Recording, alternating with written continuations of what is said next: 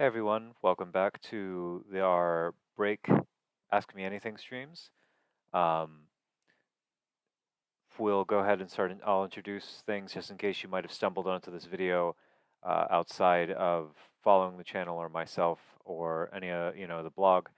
Um, I am Ronaldo Madrinian. I wrote a game called Break. Um, it is an upcoming tabletop RPG, and recently I put out a request for questions on social media. Um, there was a bunch of them, and I tried to do a live stream of them. It didn't work out, so instead I'm chopping up the questions and doing them in these sort of shorter form videos. If you're not familiar with Break RPG, the Break RPG, two exclamation points, you can go to breakrpg.com. From there, you can find various links to our upcoming Kickstarter, uh, one to our Discord, and to the Twitter of myself and the artist and of the game, the co-creator, Gray Wizard. Um,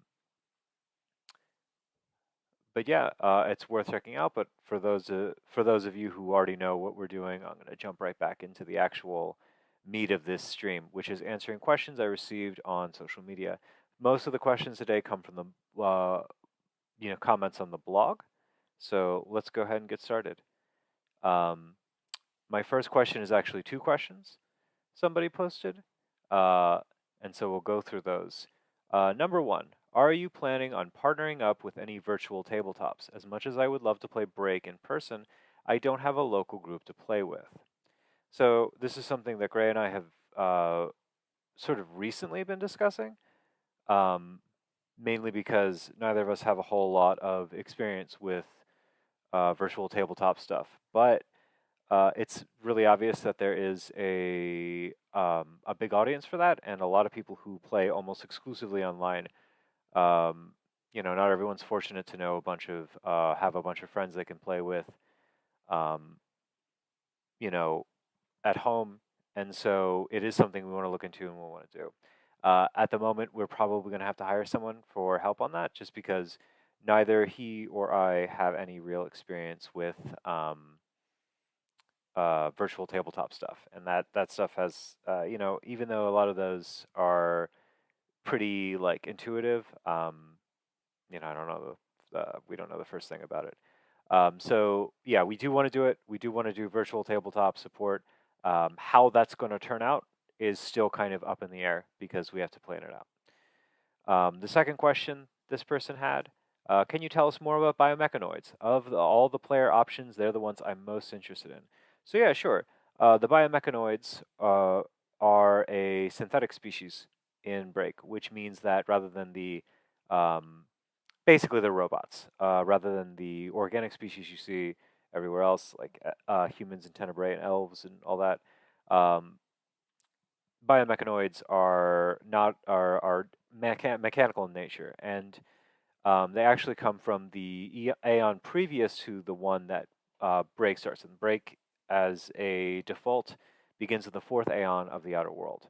Um, the biomechanoids are from the third aeon, which was when they had these great big empires. There's three empires, um, and the biomechanoids were a sort of like there were.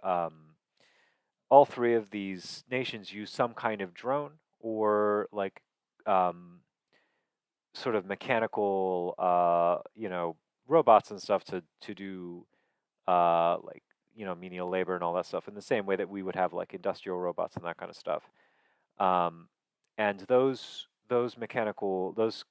constructs weren't supposed to have sentience of any kind.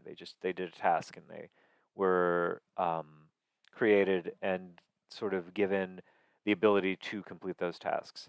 Um, Biomechanoids, on the other hand, uh, are basically are synthetic creations meant to have sapience, meant to be interact with other folk in the same way that like any other person would. And as a result, they are very different from what you would see in drones. They don't have a set form. Every biomechanoid is unique. They reflect different forms of ancient technology. That's why you have biomechanoids that look very like very obviously robotic, versus ones that might look like um, much closer to just a human or a metal human or that kind of stuff. And others even look like Baroque suits of armor or something like that. And also too, a lot of these were like why they were created differs a lot. Like, um, you know, the ancient people, the ancient Achenians, for example, often made biomechanoids because there was this theory that they would be better with magic than a mortal flesh could be, and so they were made to be kind of assistants and stuff, so that to wizards and like re you know um, librarians and that kind of stuff. Um, the people of ancient Kalyan who were masters of flesh warping and that kind of stuff like to make them because they wanted to make something as close to a human as possible and sort of perfect the form. So all of these biomechanoids kind of like are, and then I shouldn't forget the Glazian technocracy because that's Gray's favorite. Those guys just made kind of wanted to make what you would probably think of when you think of like an android and that kind of stuff, because that was good. That was good technique. That was a good way to hone your technique in creating constructs and stuff like that. And so all of these biomechanoids kind of end up being a combination of like an art project and like kind of almost like bragging rights, because you wanted to point out that you could make the best one or you could make the most lifelike one. Um, and so they had kind of a confusing existence. Most of the time they were given the same rights and freedoms you would uh, any other living creature, but it's still kind of awkward in some ways. Anyway, um, they were doing mostly fine, and then the third cataclysm happened, which deactivated a lot of ancient technology. That's only now in the sort of middle of the fourth era, the fourth aeon, only now starting to reactivate. So a lot of these biomechanoids are reactivating in unfamiliar places with like no memory of who they were prior to being deactivated and stuff like that. And so a lot of biomechanoids are kind of searching for purpose and being. That's why so many of them become adventurers. And then they have other stuff too, because right now the technology to make more biomechanoids is lost. And so um, a lot of them are like searching for, do they want to search for a way to make more biomechanoids? Do they want to search for others of their kind? Do they just want to kind of try and figure out their own place in this new world and that kind of stuff? So um, they make for fun. I think they make for fun characters. Um, okay, we have another question. What do you feel is an under-discussed aspect of Break? And so this one's a hard one for me to answer, because I would say all of it, because I love talking about the game, because I wrote it, and I wouldn't have written it if I didn't want to talk about all the stuff in there. Probably the thing I like to talk about the most, because it's something about the game that I think is difficult to put succinctly, is that I think the game is geared towards encouraging players to collaborate. Um, even in like with negotiation, even combat, the way it's set up is encouraging there to be constant back and forth between the players and the game master kind of proposal, and like assessing the situation and trying to eke out bonuses, trying to work together, trying to synchronize your abilities. I really wanted to sort of emphasize that teamwork. And so a lot of the rules are written in a certain way. Like, for example, there's not individual initiative. Groups tend to, with a few exceptions, groups tend to move as a unit. And one of the reasons why we did that is because I wanted it to feel less like there was a spotlight moving around on particular characters, and instead like your team has a chance to move and you want to collaborate, as opposed to trying to put on a show for everybody around you, which there's nothing wrong with that. That's just a different kind of style of play. You're going, okay, hey guys, I have this cool ability, I want to use it, and then someone could go, oh, I think that this would mesh well with my ability, and like so you decide what order you're going to move in and all that kind of stuff. Another example of this is a negotiation.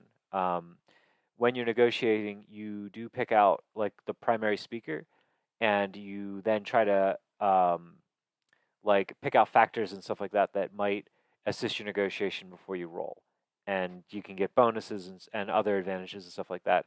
And it's encouraged for players to kind of go back and forth with one another to kind of to put all this together before the roll is made by the primary actor, even if that player isn't even present. And part of that's because again, I want people to think of their party as like there as a team.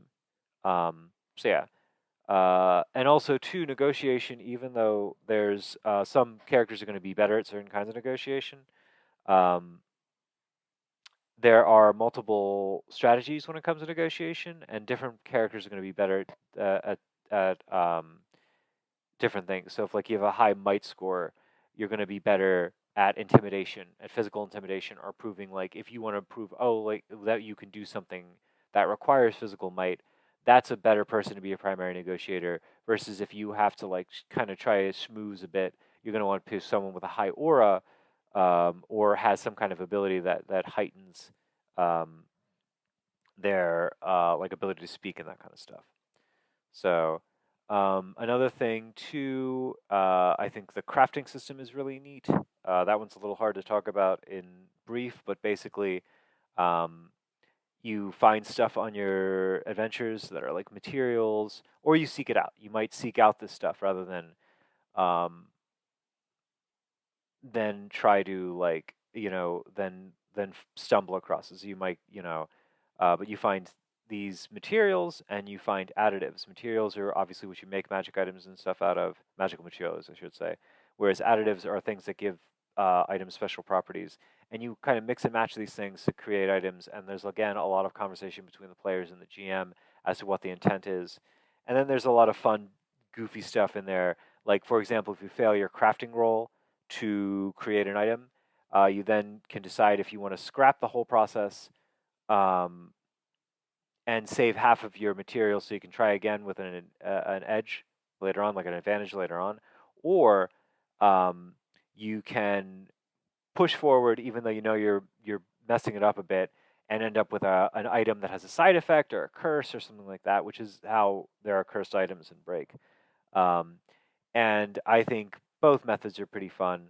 And also too, like time is a factor and that kind of stuff. So I think crafting's a lot of fun. Almost every calling has some crafting they can do. With the, notably the factotum has an ability that lets them pick what crafting discipline they want, because they represent kind of a more everyman practical worker type. Whereas, like, say, raiders, which are sort of quick, skilled warriors, they have an ability that gives them forging, which allows them to make weapons and armor, um, because that's more focused on like their type and stuff like that. So I think crafting's a lot of fun. I think it adds a layer to your character and allows of character customization. I think it's going to be a big one that comes up a lot. So those are two things I think are under talked about, but there's a lot more. Um, what do you feel Break provides that people may be missing in their current favorite elf game? And this is another one of those questions that I think is a little harder to answer because I don't know your group, I don't know other people's group, and I would like to think for the most part people are enjoying what they're playing. So I don't like to imagine that we're trying to replace or supersede a game so much as offer a new option. I would say that the thing that we might be offered that other people might be missing is that um, someone might want like kind of a game that is both mechanically that is a little more mechanically robust than a typical like sort of rules light kind of old school style game, but a little less dense than say your Pathfinders and games like that. And I think Break fits very neatly um, in the realm of like what I refer to as a chubby game, which is it's got a lot of stuff. There's a lot of things in Break. There's a lot of things in there, unique mechanical features, a lot of ways for your character to feel mechanically differentiated from other characters, and a lot of options for you as a player. But it's wrapped around in a rule set that I feel is pretty easy to grasp and uh, easy to play with and mess around with. It's not a particularly um, it's not going to break if you mess with things, and it's not going to require you to look back at the book a whole bunch. I have to do a lot of math and that kind of stuff. So I think that sort of in between is a nice offer. The rules to stuff ratio is what Gray and I always call it, and the rules are pretty slim, whereas the stuff is a lot. So I think we can offer that, and I think that's we have a flavor to it that's a little unique as well. That kind of I joke about we talk about it being lighthearted a lot, and I'd say that the game has its fair share of like sort of um, I don't want to say creepy, but it does have some spooky stuff to it and some stuff that's a little heavy. But for the most part, it's a pretty uh, kind of lighthearted time. There's a sense of whimsy um, that you can kind of dial up or down depending on your preference. And I think that too is a asset that might be beneficial to or might people might be happy to find in the game. Um, would you consider Break a good option to introduce young people to the hobby? What age rating would you give it, and what would you consider as possible content warnings? So Gray and I kind of settled on 12 as the suggested age, and that's all over that's on the cover. That's in our like sort of write up. Um, and I'd say our thinking there is that there is a lot of I think it's a good game um, for a younger crowd. Like again, I'm biased, but I think that there's a lot there to it for people who are younger. I think there's a just cool stuff that's colorful. It's not super hard to grasp, but it's got a lot of stuff to it that you can play with as a GM or as a player. But there is some stuff in there that I think is like got a I would put a little parental advisory warning. There's some pictures with blood. There's some monsters that there's some things described in there that monsters are sort of like spooky or creepy. Nothing you I compare it a lot to a Don Bluth film, a Don Bluth animated film. If you've ever seen something like American Tail or Secret and Nim, Secret and Nim being a huge influence on Break actually, but where it's for the most part pretty, it's pretty most part pretty safe, and then there's occasional creepy stuff that might spook a uh, younger player. That said, I think that 12 has you can shave off a couple of years of that if, for example, you're a parent running Break for your kids, or if you're a teacher, or you're running a game that does have younger kids at the table, um, because a lot of that stuff that's more challenging isn't necessarily innate to the game and something you can kind of like mess with. I think you could make a pretty good like Owl House or Amphibia style game out of Break by as a GM if you wanted to do so. So 12 years old is kind of the my thought and Gray's thought on what is a good age for Break, assuming you're handing them the book and they're playing from the book. Whereas obviously, if you're running it, that kind of can change things depending on how you do so or not. The what is a role playing game section that's in many games can often give insight into the author's approaches and philosophies into game design. Does Break have such a section, and would you mind sharing it? So this one's a really boring answer. It's not a boring question. It's a boring answer from me because our what is a role playing game section is pretty straightforward, and that's because we kind of have next to it like a right before it we have something that kind of better introduces that sort of introduces Break. Um, so it introduces Break and the themes around it, and so the what is a role playing game section is a pretty straightforward breakdown of like there's a in this one there's a GM, there are players, the GM proposes a scenario and that kind of stuff. Um, I think I do have the test print around here, so I could read it for everybody. But yeah, it ends up being uh, pretty simplistic. Let's see here. Do, do, do. So as you can see here, this is our section on um, what is a role-playing game. It is 3 sections in, and that comes after the what is the game about, what do players do, and inspiration. And that's probably because that introduces a lot of the more like nuanced concepts I think of Break, whereas what is a role-playing game, uh, and it boils down like this. In this role playing game, you bring a fantasy world to life and create the brave adventures to explore it with. One player takes the role of a games master. They devise and present challenges and situations to the players. For example, the town will be destroyed if the source of the corrupted mana is not found and stopped. The others assume the role of player characters. For example, warriors, wizards, and other adventurous figures. They must use their wits and their character's ability to overcome or circumvent these challenges. When the PCs or other characters in the game world attempt something risky, they roll dice to determine whether they succeed or fail.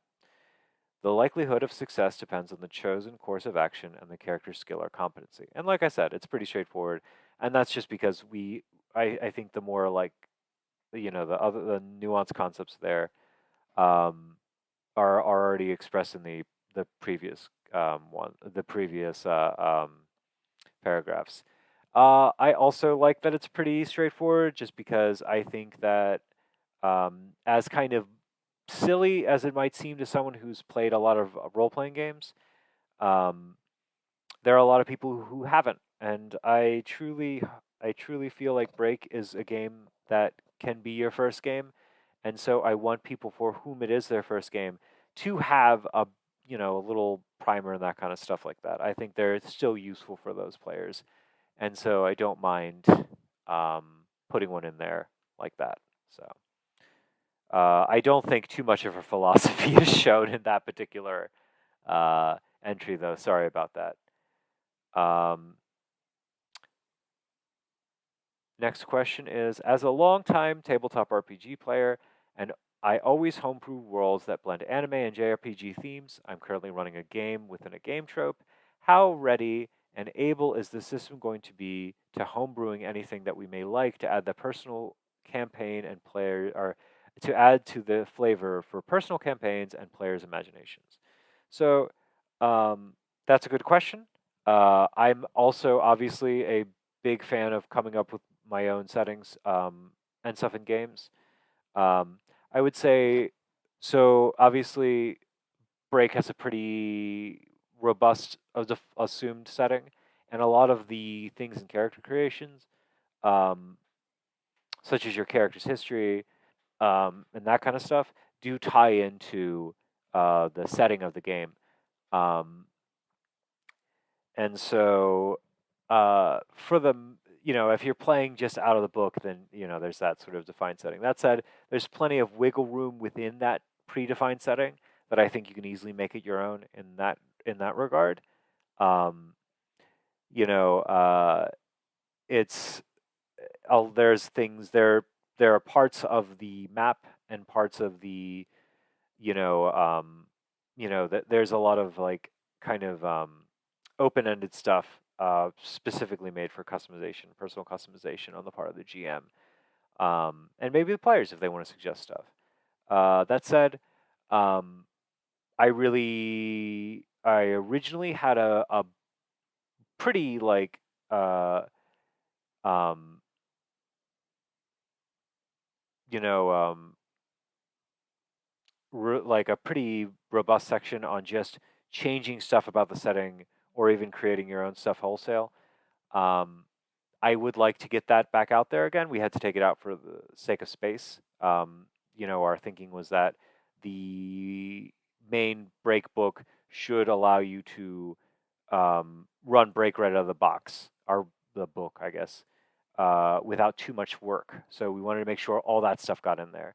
That said, it definitely comes down the pipeline. Stuff like making your own histories, changing the rules a little bit to make the setting themes and tones seem different, um, and even coming up with your own classes, your own callings and species and that kind of stuff. So I do want to allow for that customization. As it stands, I think somebody who's a pretty experienced DM at making their own thing can really easily tweak and reskin the game as is, like, pretty quickly. And we do have a lot of suggestions for reskinning in the GM section of the book. So I think that y- you know a lot of the tropes from what you described, a lot of the tropes of what you're already using are present in Break. So I think you'd be able to kind of customize it pretty easily. So okay, that's that question. Do do do. How friendly will Break be for players that are new or have minimal experiences with tabletop RPGs. It seems very modular, but will it be possible to just pick up and play and try out for people who are new at being a GM? I guess I'm wondering how easy it is to get into people who haven't played D&D before, etc. So, okay, just as I was saying before, I truly feel like it's important that there are games that keep in mind um, that this could be someone's first game, and I feel like Break actually, and again, biased, so take my word with a grain of salt, but I feel like Break is a really excellent game for a first-time player and a first-time GM. There's a lot of tools to support new GMs in the book. The rules are pretty simple and straightforward to grasp, and they kind of like the fact that it is modular is, you know, part of that helps you as a game master or as an experienced player sort of pick apart the rules and pick apart the game. But they are also modular so that you as a newbie can see the seams of a game and kind of realize why the rules that are in there are in there. There are a couple of rules that are even stated outright as, hey, this rule exists for logistic reasons. Um, and if you want to ignore it because you're comfortable ignoring it, then you can go ahead and do so. But this is why they're in here. It's not um, because I feel like it errs on the side of being gamey as opposed to being like more of a simulator for like realism or anything like that. Um, it's a little easier to pick apart and dissect and understand, especially for new players. So yeah, I do think it's a good one. I'd say it's pretty accessible. There's a lot of stuff explaining like concepts like that and information on making up your own adventures, your own monsters, your own um, game master characters, and that kind of stuff. So yeah, I think there's a lot of support for a new GM. We also have kind of a floating question concerning this. This is, I think, kind of funny because it just popped up. Can I isekai? Um, and I think this came up because for those who might not be as familiar with various subgenres in anime, isekai just means other world, and it's specifically referring to anime that involves a um, character from a world usually resembling our own, falling into a fantasy world and having a sort of adventure there. And that's obviously not a trope unique to anime. Alice in Wonderland, the D&D cartoon, Mario Brothers, Super Mario Brothers. Um, but I do think that there is a sort of unique, sort of specific to anime interpretation of the story, or I should say specific to like light novels and manga and anime. Um, with a very game-like, usually with a very game-like world, and usually like a character who's like a nerd or whatever, gaining powers that uh, you know um, give them an advantage in this fantasy world. But this isn't always the case. I think of a very recent one, Handyman Saito. Uh, the main character didn't really have advantages. He was a handyman in the real world, um, and this sort of translated into being useful in a dungeon in this fantasy world. And I'd say Break has a lot of room for like those kind of isekai tropes. You're not going to have the sort of character who's overpowered because of a cheat ability or something like that in Break, but you are going to get. It does mention your sort of character from the other world. They do have a sort of rush in power, and that's just really to explain why they suddenly have their calling abilities. Um, so uh, and when you do that, you come in almost all the you have a you're instead of getting like so in Break when you make your character, you have your calling, you have your species, and you have your history. And your history is what you were doing before you were an adventurer. So obviously, one of the big things that differentiates dimensional stray, which is a sort of people falling from the other world into the outer world, which is the setting of Break, um, besides being a separate species from the humans of Break's sort of standard world, they also have unique histories that are not on the outer world. Like you can be a student or a NEET, not in employment, education, or training, which is basically your you're currently at hanging around at home, not doing too much.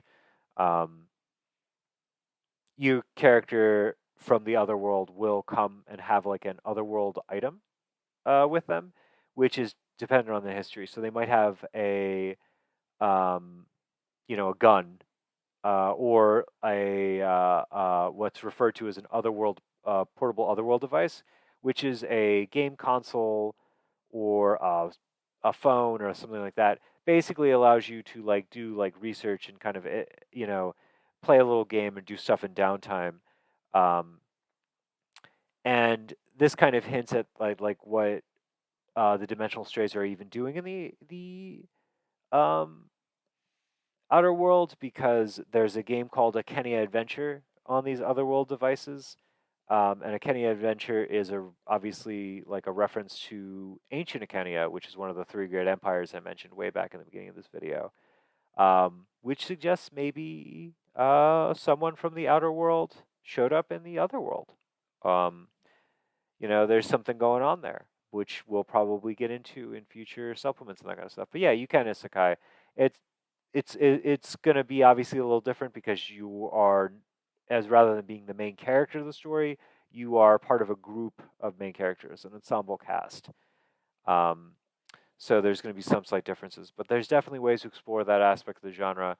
I mentioned Handyman Saito is a good example of how I think a otherworld character could become a factotum in Break. Um, but obviously, if you don't mind playing around with it a lot, you could be any number of you could sort of play out any number of those. So, yeah, the short answer is yes, you can isekai. The long answer is that it's unique to the game. So, uh, anyway, that was the last question I had on this list. So, I hope you come back around for um, if we do maybe a third and final entry in this questionnaire these questionnaire videos, and look forward to future announcements for Break. See you, everybody.